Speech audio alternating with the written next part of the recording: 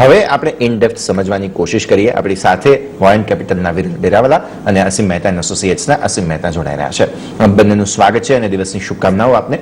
અને સૌથી પહેલા તો ખાસ આ સમગ્ર સેક્ટરને જ્યારે સમજવાની વાત આવે છે, મેજર જે આમ આપણે સમજ્યું તે જ કે પહેલા તો તકલીફ પડી નાસ્ડેક થી, કેમ કે ત્યાં જે કંઈ પણ એક્શન આવ્યું તેનાથી ભારતીય આઈટી કંપનીઓને પણ તેની રિપલ ઇફેક્ટ્સ સીધી આવતી જોવા મળી.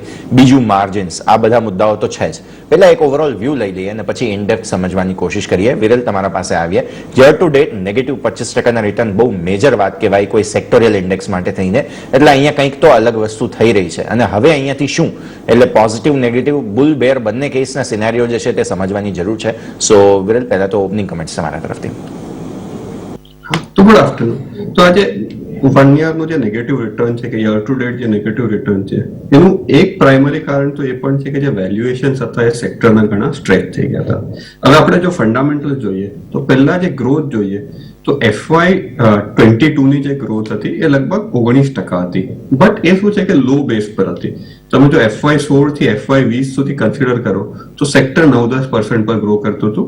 FY21 નું કારણ કે બેઝ લો હતું તો FY22 નું એના લીધે ગ્રોથ સારું દેખાતું હતું. એ ગ્રોથ હવે ધીરે ધીરે ટેપર ડાઉન થઈ રહ્યું છે. આ વર્ષે લગભગ 12 થી 13% ગ્રોથ દેખાવું જોઈએ FY23 માં એઝ અ સેક્ટર. અને મને લાગે FY24 થી આપણે કદાચ પાછા સિંગલ ડિજિટ કે વેરી હાઈ સિંગલ ડિજિટ લો ડબલ ડિજિટ ગ્રોથ તરફ પાછા જશું. એનું નોર્મલાઇઝડ ગ્રોથ છે આ સેક્ટરનું. સેક્ટર બહુ મોટું છે, એટલે TCS ના 6 લાખ એમ્પ્લોય છે, ઇન્ફોસિસ 3 લાખ આસપાસ છે, 3.5 લાખ આસપાસ છે. તો સેક્ટર બહુ મોટું છે. તો આ સાઇઝ પર ને આ સ્કેલ પર ફાસ્ટ ગ્રો થવું થોડું ડિફિકલ્ટ છે. સેકન્ડ, બીજું જે શું થયું હતું કે કોવિડ વખતે માર્જિન્સ નોર્મલથી ઘણા વધી ગયા હતા. હવે પ્રી કોવિડ ઇન્ફોસિસ 21-22% માર્જિન પર હતું, એને એકાદ બે ક્વાર્ટર 25% ની આસપાસ કરી દીધું. તો માર્જિનનું પાછું પ્રેશર આવી રહ્યું છે. એના 2-3 રીઝન છે. એક કે જે ટ્રાવેલ કોસ્ટ છે, જે G&A એક્સપેન્સીસ છે, કારણ કે બહુ બધું વર્ક ફ્રોમ હોમ ચાલતું હતું, એ હવે પાછું વર્ક ફ્રોમ ઓફિસ ચાલુ થયું, તો એનું લગભગ 2-2.5% માર્જિન હિટ આવી રહ્યું છે. બીજું, એસ્પેશિયલી સ્ટાર્ટઅપ્સને બધે બહુ ડિમાન્ડ હતી ટેક ટેલેન્ટની ગયા વર્ષે, સર્વિસીસ સાઇડ પણ હતી. તો એના લીધે એટ્રિશન બહુ વધી ગયું હતું. ને એટ્રિશન રોકવા માટે લગભગ બધા જ કંપનીએ લાસ્ટ યર 2 કે 3 સેલરી હાઇસ કરી હતી અને ફાસ્ટર પ્રમોશન કર્યા હતા. તો એ બધું હવે લાસ્ટ યર તો શું છે આખું વર્ષનું ઇમ્પેક્ટ ના આવ્યું, પણ આ વર્ષેનું ફૂલ યરનું ઇમ્પેક્ટ આવે છે. તો એના લીધે એક ઇસ્યુ આવે છે. લાસ્ટલી ભલે આપણે જોઈએ છે કે રૂપી ડોલર સામે ડેપ્રિશિએટ થયું છે, but compare to other currency જેમ કે યુરો, પાઉન્ડ, બધાથી 10% એપ્રિશિએટ થયો છે over last year. In fact rupee one of the best performing currencies છે other than Swiss franc over last 1 year among major currencies. તો જે ક્રોસ કરન્સીનું ઇમ્પેક્ટ છે, તો જેટલું ડોલર એપ્રિશિએશનના લીધે જૂન ક્વાર્ટરનો ફાયદો છે, તો લગભગ 60-70% લોસ થઈ ગયો બીકોઝ ઓફ ક્રોસ કરન્સી. તો આ ક્રોસ કરન્સીનો પણ ઇમ્પેક્ટ હતો. તો આ બધા રીઝનના લીધે મને લાગે સેક્ટરે થોડું ખરાબ કર્યું. અને લાસ્ટલી કે જે તમે જેમ કીધું કે નેસ્ડેકનું પણ મુવમેન્ટ રિફ્લેક્ટ કરે છે. તો ભલે નેસ્ડેક સાથે ઇન્ડિયન આઈટી કંપનીનું એકચ્યુઅલી તો કઈ લાઇક ટુ લાઇક કમ્પેરિઝન છે નહીં. એ બધી new age new tech companies છે મોસ્ટલી નેસ્ડેક ઇન્ડેક્સમાં, જ્યારે કે આપણે તો સર્વિસ કંપની છે. પણ જનરલી જે જોયું છે છેલ્લા 15-20 વર્ષથી સાયકલમાં કે જ્યારે નેસ્ડેક સારું કરે ત્યારે ઇન્ડિયન ટેક સારું કરે કે ઇન્ડિયન આઈટી સર્વિસીસ સારું કરે. કારણ કે નેસ્ડેક આટલું ખરાબ કર્યું તો એ પણ આપણા કંપનીઝમાં રિફ્લેક્ટ થયું છે. ડેફિનેટલી આ મુદ્દાઓ છે કે જેને ખાસ ધ્યાનમાં રાખીએ. હવે જો આવા સમયની અંદર આઈટી સેક્ટર પાસેથી કોઈ આશા અપેક્ષા રાખવી હોય પહેલા તો કઈ રીતે રાખવી જોઈએ, અને બુલ બેર સિનારીઓ કોઈ પણ પ્રકારની પસંદગીના સમયમાં આપણે અહીંયા જ્યારે વાત કરી રહ્યા છીએ તો વેલ્યુ, જેમ શરૂઆતમાં વિરલે પણ કહ્યું કે વેલ્યુએશન ખાસા એવા સ્ટ્રેચ થઈ ગયા હતા, તો ઓલરેડી ઘણું બધું ઘટાડો આવી ગયો છે. તો અહીંયા કોઈ સારી જગ્યા શોધવી હોય તો સૌથી પહેલી પસંદગી વિરલ, અને શા માટે તમે એ કાઉન્ટર પસંદ કર્યું છે? તો મારી ફર્સ્ટ જે પ્રિફર્ડ એ હશે તો આપણે લાર્જ કેપથી ચાલુ કરીએ. તો લાર્જ કેપમાં મને લાગે સૌથી બેસ્ટ પ્લે સ્ટોક અત્યારે HCL ટેક છે. 2-3 વસ્તુ છે. તો એક તો વેલ્યુએશન સ્ટ્રેચ હતા ટુ એન એક્સટેન્ટ નીચે આવી ગયા છે. બીજું છે કે છેલ્લા જે 6-7 અઠવાડિયાથી જે રૂપી ડેપ્રિસિએશન થયું છે એ ક્રોસ કરન્સીના લીધે નલિફાઈ નહીં થાય. તો એટલીસ્ટ આ ક્વાર્ટરથી તમને ઇવન આજે જે રૂપી છે ત્યાં રહી જાય તો 60 થી 80 બેઝિસ પોઈન્ટનું માર્જિન અપટિક દેખાશે અક્રોસ કંપનીઝમાં. તો જે વર્સ્ટ ઓફ Q1 આવી ગયું ઇન ટર્મ્સ ઓફ માર્જિન્સ, અહીંયાથી અપટેક દેખાવું જોઈએ. લાસ્ટલી આપણે જે કંપનીઝમાં ઇન્વેસ્ટ કરીએ તો નોટ ઓનલી વેલ્યુએશન પણ કયા એરિયાઝમાં છે એ જોવું જોઈએ. તો HCL ટેકમાં એક એડવાન્ટેજ એ છે કે અમોંગ લાર્જ કેપ્સ એનું સૌથી હાઈએસ્ટ પ્રપોર્શન જે છે એ પ્રોડક્ટ પ્લેટફોર્મની ER&D થી આવે છે કમ્પેર ટુ જે બીજી 4 મોટી કંપની છે, નિફ્ટી કંપનીઝ છે આઈટીમાં. તો એના લીધે ઇવન ઇન કેસ કે કોઈ રિસેશન કે ડીપ સ્લોડાઉન હશે તો પ્રોડક્ટ પ્લેટફોર્મનો બિઝનેસ જનરલી સ્ટેબલ રહેવો જોઈએ, એ એટલી હદ સુધી ઇમ્પેક્ટ ના થવો જોઈએ. તો એક HCL ટેક બીજા બધા કરતા સારી સ્ટેબિલિટી આપશે. સેકન્ડ, એ લોકોનું જે ડીલ વિન્સનું મોમેન્ટમ હતું એસ્પેશિયલી સર્વિસ બિઝનેસમાં એ સારું હતું. આ છેલ્લું 1 વર્ષ સ્ટોકે બાકી બધા લાર્જ કેપથી, ઇનફેક્ટ 1.5 વર્ષ બીજા બધા લાર્જ કેપથી ખરાબ પરફોર્મ કર્યું કારણ કે એનું કન્સિસ્ટન્ટલી માર્જિન પ્રેશર્સ હતું. તો હવે worst of margins is inside અને એને ઘણા બધા સેલ્સ ટીમમાં ને ઘણા બધા શું કહેવાય ડિક્લાઇનિંગ ને મેચ્યોર પ્રોડક્ટ છે એ ઘટી ગયા છે. તો એ બધું પણ ઇમ્પેક્ટ સોર્ટ ઓફ ફાઇનાન્શિયલ્સમાં આવી ગયો છે. લાસ્ટલી જે એના ઓપરેટિંગ માર્જિન્સ હતા એ હવે 17.5% પર આવી ગયા છે અને એના લોંગ ટર્મ એવરેજની નીચે છે. તો મને હવે લાગતું નથી કે અહીંયાથી કોઈ માર્જિનનું ડિક્લાઇન મળશે. HCL ટેકના numbers compare to other large caps થોડા વધારે વોલેટાઇલ દેખાશે તમને કારણ કે જે પ્લેટફોર્મ બિઝનેસ છે, પ્રોડક્ટ બિઝનેસ એ ખાલી 13% છે રેવન્યુનો, પણ માર્જિનનો 25% છે. તેમાં બહુ સિઝનાલિટી હોય તો એ સિઝનાલિટી ચાલુ રહેશે. પણ તમે જો ઓવરઓલ જોશો તો HCL tech compare to TCS ને ઇન્ફોસિસ લગભગ 35% થી 40% ડિસ્કાઉન્ટ પર છે. 17.5 PE પર છે, વિચ એના લોંગ ટર્મ એવરેજની આસપાસ છે. એનું જે લાસ્ટ પોઈન્ટ છે કે ડિવિડન્ડ જે છે એ લગભગ 45 રૂપિયા આસપાસ લેવો જોઈએ. તો 900 ની આસપાસના સ્ટોકમાં તમને 5% તો ડિવિડન્ડ yield મળશે.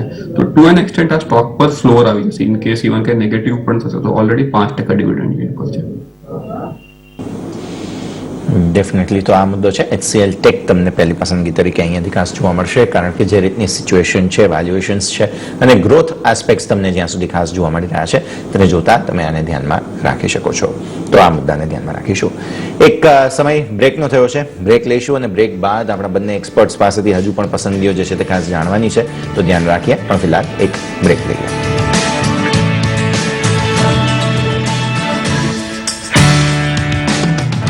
તો ટાટા એલેક્સી પર પસંદગી જે છે તે પ્રથમ પસંદગી SMG તરફથી તમને જોવા મળી રહી છે. ઇન્ટરેસ્ટિંગ કાઉન્ટર છે અને આના ઉપર તમે નજર રાખો. તો બંને એક્સપર્ટ્સની પહેલી પસંદગી જે છે તે આપણે જોઈ લીધી છે. વિરલ, હવે બીજું પસંદગી તમારા તરફથી કઈ રહેશે? તો મારું જે બીજું રિકમેન્ડેશન રહેશે સાયન્ટ કરીને કંપની છે. સિમિલર ટુ ટાટા એલેક્સી આ પણ એન્જિનિયરિંગ R&D કંપની છે. તો બેઝિકલી ઇન્ડિયાના જે લિસ્ટેડ સ્પેસ છે એમાં 4 ER&D કંપનીઝ છે. એક LTTS which is the largest, પછી સાયન્ટ, KPIT ને ટાટા એલેક્સી. તો એન્જિનિયરિંગ R&D કંપનીઝ થોડી IT સર્વિસીસ કંપનીઝથી જુદી હોય. એટલે IT સર્વિસીસ કંપનીનું જે કામ હોય એ મોર ટુવર્ડ્સ ફાઇનાન્સ, અકાઉન્ટ્સ, એમ્પ્લોયી આ છે. આ બધું મોર ટુવર્ડ્સ મેન્યુફેક્ચરિંગ હોય ને ક્લાયન્ટનું જે R&D કામ હોય એ તમે કરી રહ્યા છો ઇન્ડિયામાં બેસીને. તો સાયન્ટનું એકચ્યુઅલી જ્યારે કોવિડ આવ્યું તો it was the worst hit, one of the worst hit companies કારણ કે ટ્રાન્સપોર્ટનું જે સેગમેન્ટ છે એ કંપની માટે 33% હતું. એમાં પણ ખાસ કરીને એરોસ્પેસ બહુ મોટું હતું. તો પોસ્ટ કોવિડ સૌથી મોટો હિટ આવ્યો.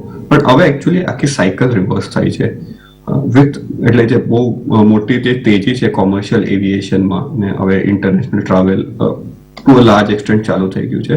તો એના લીધે ક્લાયન્ટના R&D સ્પેન્ડ અને MRO સ્પેન્ડ કહેવાય એને, તો એના લીધે કંપનીને ઘણું સારું ગ્રોથ મળે છે.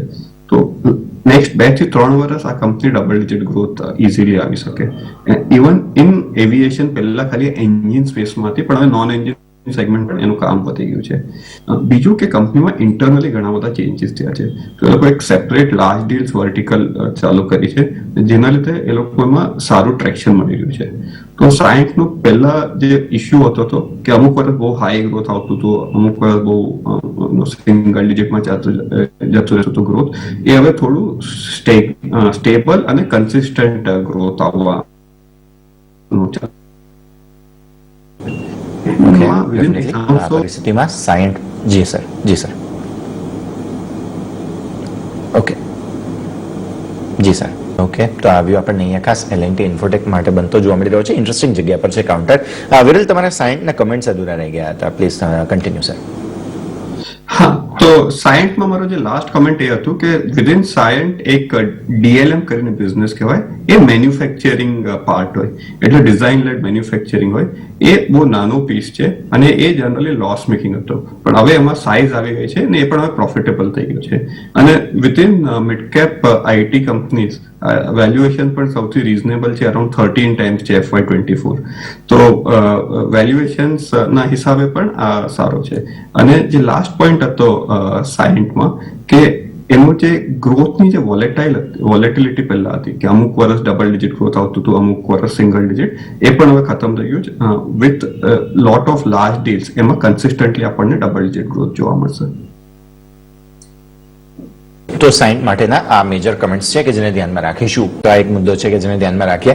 અને વિરલ, તમારા પાસેથી પણ એ જ મુદ્દો હું સમજવા માંગુ છું કે લાર્જ કેપ આઈટી કંપનીઓ ડેફિનેટલી બધાના પોર્ટફોલિયોમાં હોય છે. આપણે હમણાં જ જોયું કે ખાસ TCSના લિસ્ટિંગને પણ એનિવર્સરી આવી અને બહુ મેજર રિટર્ન્સ જે છે તે કંપનીઓએ આપી દીધા છે. સો આવી સ્થિતિમાં મિડકેપ પાસેથી હવે વધારે એક્સપેક્ટેશન રહેશે જ્યાં સુધી વાત છે ગ્રોથની, કેમ કે આઈટી કંપનીઓએ જે હિસ્ટોરિકલ રિટર્ન્સ આપી દીધા છે તેની સામે અહીંયાથી ફોરવર્ડ જે રિટર્ન્સની આપણે એક્સપેક્ટેશન રાખીશું એ ઓલરેડી લાર્જ કેપ કરતાં મિડકેપ્સ પાસેથી થોડી વધારે આશા આમ પણ સ્વાભાવિક પણ રહેશે. વિરલ? શ્યોર. સો તમારે જે આઈટીના જે રિટર્ન્સ હોય ને એ તમે એક રીતે બ્રેકડાઉન કરી શકો કે જે પણ મોટી કંપનીઝ છે જેમ કે TCS કે ઇન્ફોસિસ, એક તો એ લોકોનું જે ગ્રોથ છે એ શું છે. તો જેમ કે TCS કે ઇન્ફોસિસ છે એ લોકોનું ગ્રોથ સસ્ટેનેબલ એટલે લોંગ ટર્મ તમે ગ્રોથ ટ્રેજેક્ટરી વિચારો તો 9 થી 10% છે. તો એક તો આપણને જે રિટર્ન મળશે, જો કંપની 10% ગ્રોથ થઈ રહી છે તો એ હિસાબે પ્રોફિટ બી વધશે, તો તમે 10% ગ્રોથ ત્યાંથી એક્સપેક્ટ કરી શકો. બીજું કે કારણ કે આ બધી કંપનીઝ આટલો બધો કેશ ફ્લો જનરેટ કરે છે, તો ડિપેન્ડિંગ ઓન કંપની એટલે TCS જોશો તો એનું થોડું શું 2 થી 2.5% તમને ડિવિડન્ડ યીલ્ડ પ્લસ બાયબેક મળશે, જ્યારે કે HCLમાં તમને 5% મળશે. તો બીજું 2.5 થી 5% તમારે રિટર્ન તમને આજે મોટી કંપનીઝમાં છે એ થ્રુ ડિવિડન્ડ એન્ડ બાયબેક મળશે.